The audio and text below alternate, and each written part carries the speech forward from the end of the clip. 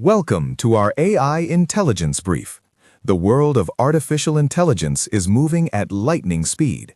Let's dive into the top stories shaping our digital future.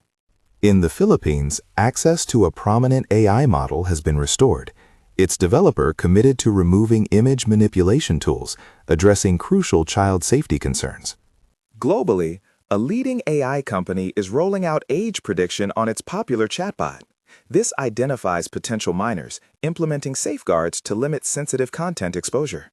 This move also paves the way for a significant shift: adult content for age-verified users. Expect these new options to emerge early next year, marking a new frontier.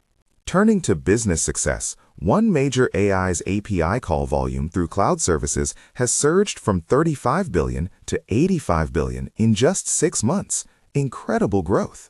Innovation continues with personal intelligence, allowing AI to proactively contextualize and personalize across various applications.